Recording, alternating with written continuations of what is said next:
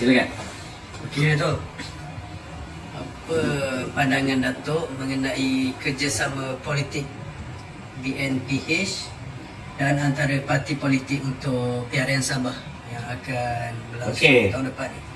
Pertama sekali, Yang Berhormat Datuk Seri Zahid Hamidi, Presiden UMNO dan Pengurusi Barisan Nasional telah mengesahkan bahawa Barisan Nasional BN dan Pakatan Harapan telah memuktamadkan kerjasama untuk menghadapi pilihan raya negeri Sabah yang dijangka berlangsung tahun depan. Dalam arti kata lain, BN dan PH akan memasuki pilihan raya Sabah bersama. Persetujuan antara BN dan PH itu menjadi asas kepada kerjasama untuk menghadapi PRN Sabah. BN khasnya tidak pernah menutup pintu untuk menjalinkan kerjasama dengan gabungan parti-parti di Sabah ataupun mana-mana kerjasama dengan parti-parti yang ada di Sabah.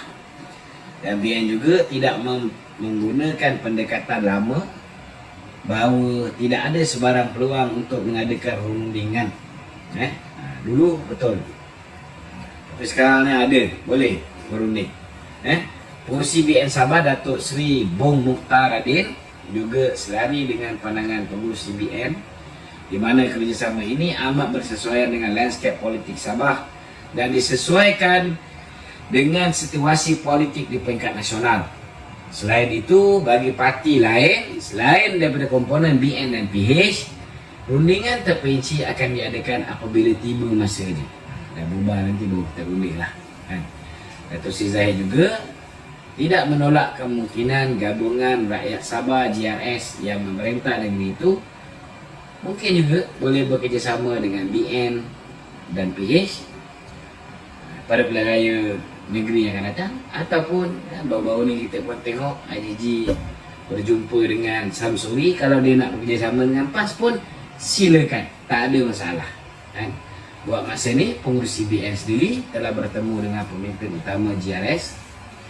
Pertemuan ini tidak mengadakan kedinamikan inilah yang menjadi pegangan BN dan Pakatan Harapan. Jadi kita tunggulah, jangan buat spekulasi. Macam-macam boleh berlaku last minute. Mungkin juga kita boleh kerjasama dengan GRS. Okey, silakan, ada soalan lain?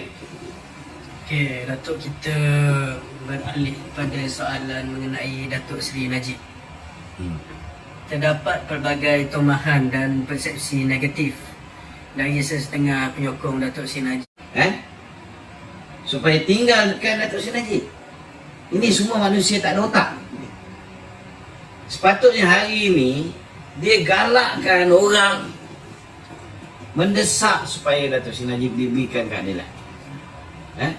Mendesak supaya orang-orang yang menyeleweng dana 1MDB ni dihadapkan ke muka pengadilan. Patut hari ini dia orang buat bising. Patut hari ini dia orang pertikaikan kenapa manusia bernama Zeti Akhtar Aziz, Governor Bank Negara, yang diberikan surat daripada kerajaan Saudi dan juga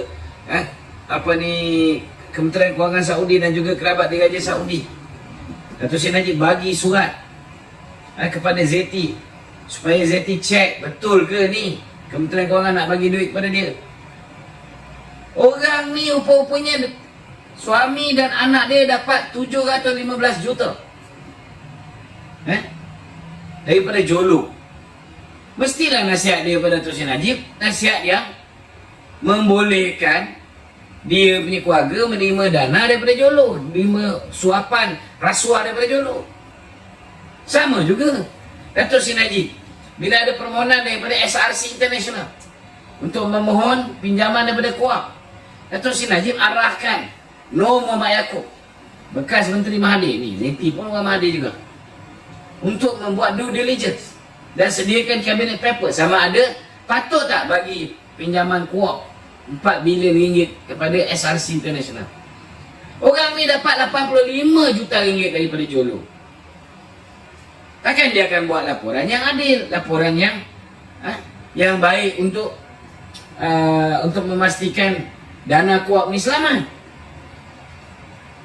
Orang ni sehingga hari ni tidak didakwa. Zeti sehingga hari ni tidak didakwa. Jolo, the main culprit, yang DOJ kata terima 1.2 bilion US dollar, sampai sekarang tak didakwa. Nick Faisal tak didakwa. Tim Lesnar terima 75 juta. Sampai sekarang tak didakwa oleh kerajaan Malaysia. Roger Ng pun terima 35 juta ringgit, dan ni US dollar. Ramai orang. Girlfriend kepada Tim Lesnar, siapa nama dia? Rozana, yang juga pernah menjadi CEO kepada Astro. Dia pun ugut Tim Lesnar, dapat 10 juta punya rumah. Kemudian dia boleh pulangkan balik saja rumah saja. Boleh ke macam tu? Sedangkan Datuk Seri Najib bersumpah dengan kalimah wallahi wa billahi wa tallahi hingga hari ni.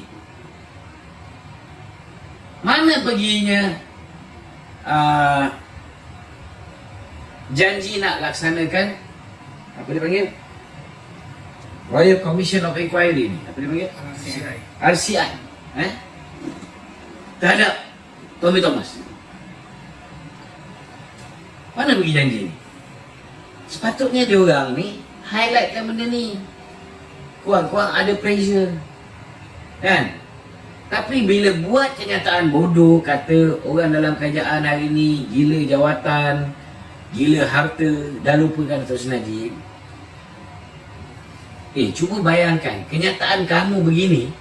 Kalau kata Datuk Seri Najib ada 1000 penyokong, orang UMNO ada jawatan, dengan kenyataan macam ni, akan menambah jumlah orang UMNO yang menyokong Datuk Seri Najib ke akan menyebabkan dia orang ni menjauhkan diri daripada Datuk Seri Najib?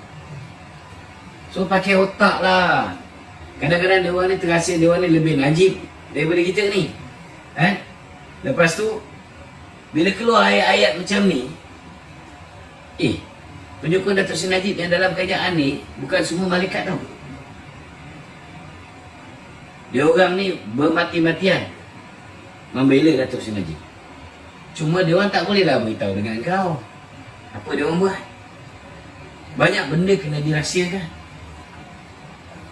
Takkan Datuk Seri Zahid nak beritahu akibat daripada dia buat apa? Affidavit tu, baginda tuanku pun murka. Takkan dia nak beritahu? Bukan satu dua tuanku yang murka tau. Bukan seorang yang murka tau. Nak beritahu ni. Tapi dia ambil risiko. Malah ada yang menafsir dia lawan kerajaan. Dia ambil risiko. Engkau pernah buat? Kau tak pernah buat. Datuk Seri Wan Rusdi, Menteri Besar Pahang, dia ambil risiko. Kalau tiba-tiba tuanku nak tukar Menteri Besar macam mana? Ada tak dia orang ni fikir? Sedap mulut dia orang ni. Aku cakap mulut musibat marah, tapi memang betul musibat dia orang ni. Dia ingat dia orang ni lebih Najib daripada orang lain ni. Pakai otak lah. Pakai otak. Datuk Zahid ambil risiko. Wan Rusdi ambil risiko. Ramai pemimpin UMNO buat kerja untuk bantu Datuk Seri Najib. Tapi bukan semua kita boleh cerita dekat live. Patut saya tak boleh cerita pun tentang benda ni. Tapi nak buat macam mana? Sebab pengikut-pengikut 1-2 kerat ni, kadang-kadang kebodohan dia orang ni memaksa kita kena cerita benda yang tak sepatutnya kita cerita.